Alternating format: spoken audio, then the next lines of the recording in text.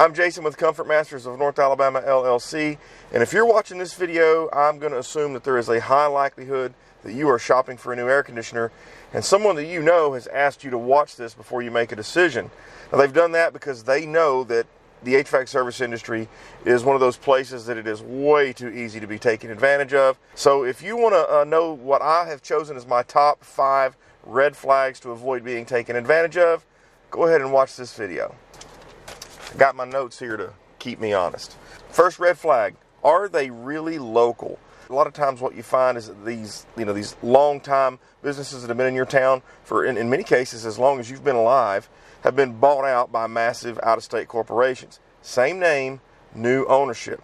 And when that happens, more often than not, the game changes. They are trained to sell you a new air conditioning system, not to fix the one you have. Companies like that have to charge more as well. The price is going to go up because now not only do they have to cover their local expenses of what they used to have, but they got to send some kind of cut back to corporate office, wherever that is. And sometimes there's multiple layers that go on top of that. So a lot of times you'll see those prices go absolutely through the roof. They're going to go out of their way to make sure that you don't know that they're not a local company anymore. A lot of times the only option you really have is to just flat out ask.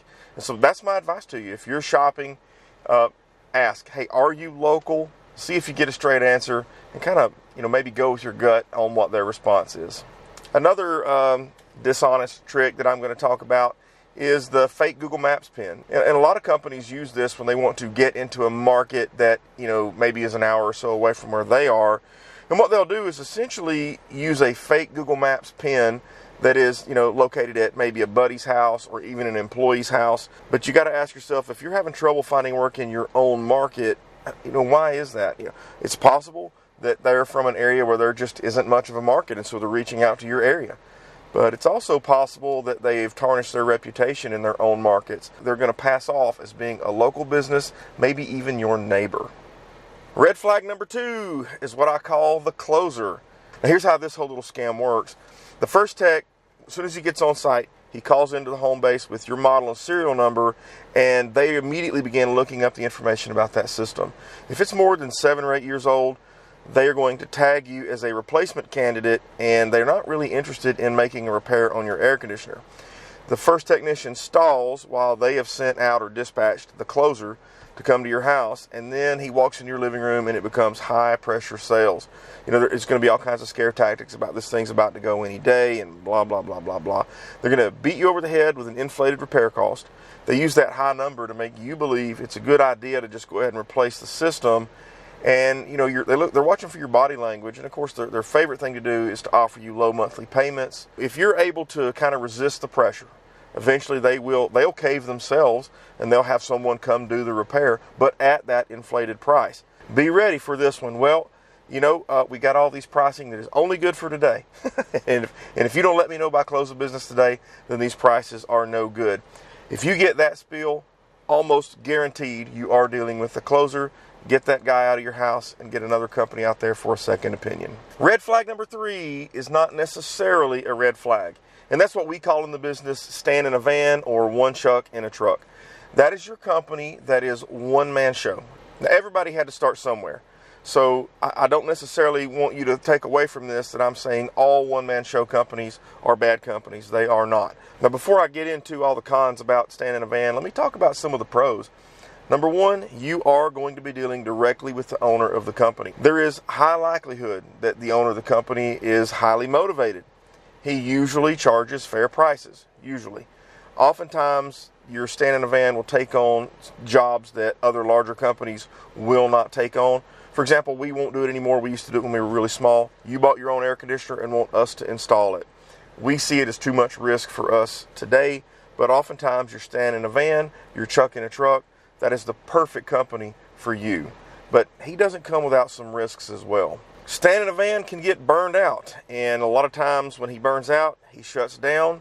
When that happens, who honors your warranty? So if you've had that guy put in an air conditioner for you and it came with a 10-year parts, 10-year labor warranty, he's out of business. Now who's going to handle that warranty for you? You're probably on the hook. There is another situation that happens. Staying in a van is not always Mr. Highly Motivated, Mr. Fair Price. Oftentimes, staying in a van is a guy who can't hold a job somewhere else. Maybe he has a drug problem. Maybe he has a temper issue.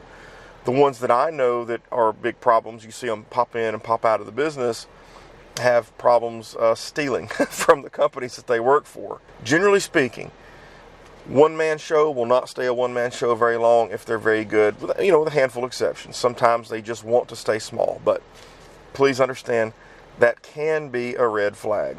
Red flag number 4, pricing that is too good to be true. Occasionally, I'll go to someone's house knowing full well that I'm about to hand them the lowest price they've seen all day, only to have them tell me that, nah, I got a guy who's going to do it for some price that's below, my cost to even buy the equipment. A lot of times it is, I know a guy who knows a guy. and whoever it is that they know has the ability to get this equipment. They show up out there and they'll do the install. 6-8 months later, I end up getting called back out there and I see this system that's been put in. Just one example, a new system. I got out there and discovered it was actually a 6-year-old air conditioning system and it had a lot of problems. Don't let that be you.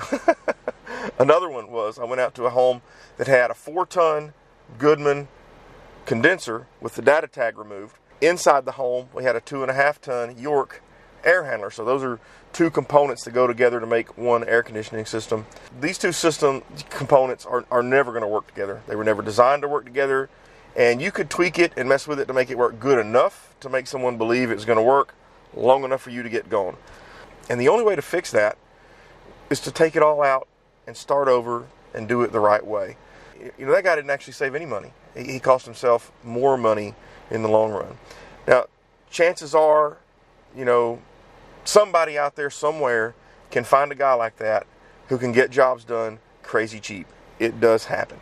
But most of us are just mere mortals, and we just don't find that kind of deal all the time. The reality is, for most of us, the best way to save money is to just pay a good company a fair price the first time and be done with it. Red flag number 5, and now I'm going to just call that your instincts, your gut feeling. If it feels like a sales pitch, it's probably a sales pitch. All systems are eventually going to need to be replaced. But if your system is only 7 or 8 years old and the tech is pushing really hard for a replacement, that might be a red flag. It probably is a red flag. I say probably. We have had systems before that were 7 or 8 years old, had a major system failure, and the manufacturer tell us they don't make it anymore, there are no more available, and there is no compatible component that can go with the condenser. In situations like that, you may be forced to replace an air conditioner prematurely. But situations like that are exceptionally rare.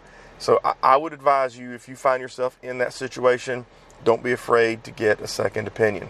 If there's one thing you take away from this video, it's that service technicians in the HVAC service industry can be really shady. I don't even get upset when people call and they don't trust me, because I know what that means is that someone else has already kind of drug them through there, and they're now not real sure where to look. So that's the whole point of this video, is to tell you these are some red flags that everyday homeowners should be looking for to let you know that maybe this isn't the company that you want to invite into your home. There are a lot of honest companies out there, but there are more companies out there that are just this side of honest.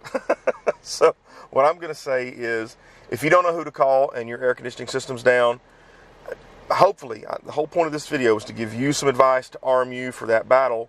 And if we're in your service area, hopefully you will let Comfort Masters of North Alabama LLC come out and have a look at your system. Thanks for watching, and stay cool out there.